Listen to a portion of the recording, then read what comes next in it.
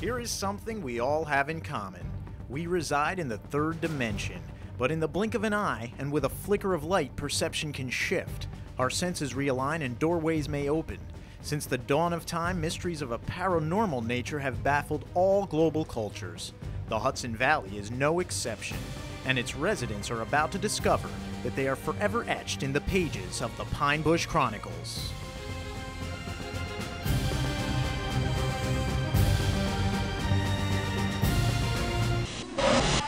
In the 1700s, these sailors were going up and down the Hudson River from New York City to what was then a very small Albany.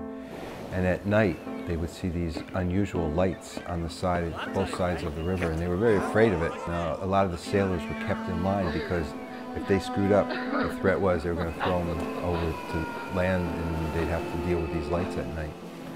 You know, if you look at the whole story of Rip Van Winkle, you could argue that it's a perfect example of an abduction that occurred in the 1700s. The little people come and he falls asleep, and when he wakes up, it's decades later, and most of his family's grown up and some of them died, and it didn't just happen hundreds of years ago. It's still happening today. On the first Wednesday of each month, a support group called the United Friends Observer Society convenes here at the Walker Valley Schoolhouse, just east of the tiny hamlet of Pine Bush, New York. For those of you unfamiliar with anagrams, that stands for UFOs. Recording devices are prohibited. We got to speak to a few members after the meeting. I think there's a field or whatever down, a cemetery down the way.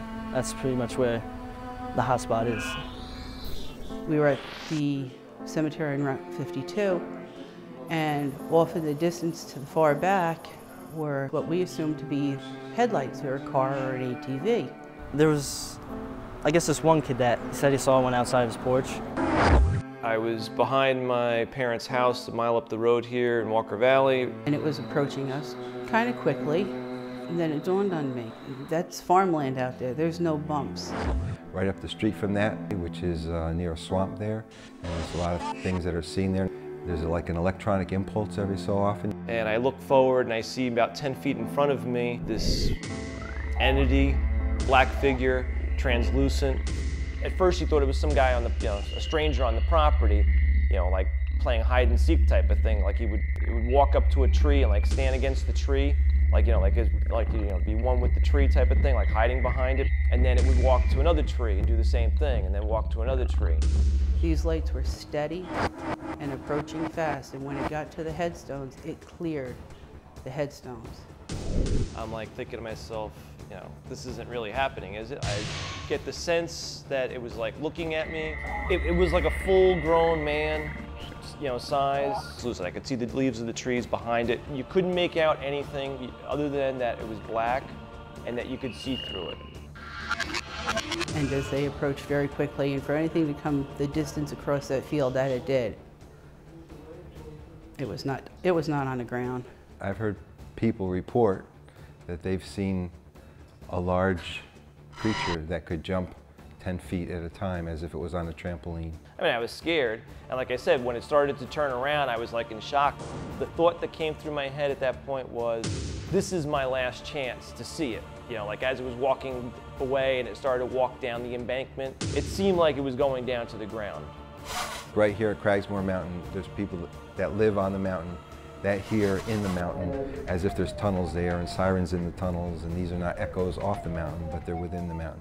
And there was a star on that side of the valley, and there was a star on this side of the valley, and the star on this side of the valley came over and touched this one for a few moments and then went on its way.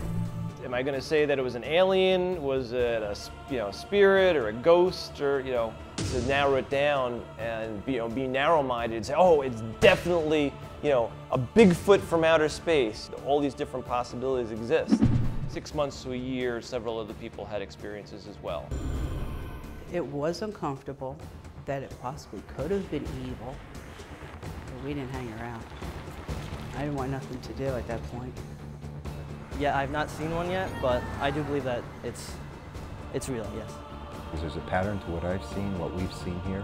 Cause some fear at first, and then you get to a point where you say, wow, there's an order to this. So it's kind of, it goes from fear to exciting to interesting to, I want to know more. If I were to actually see one, I might chase it, maybe. To a point, then I'd turn around and be like, no, no more.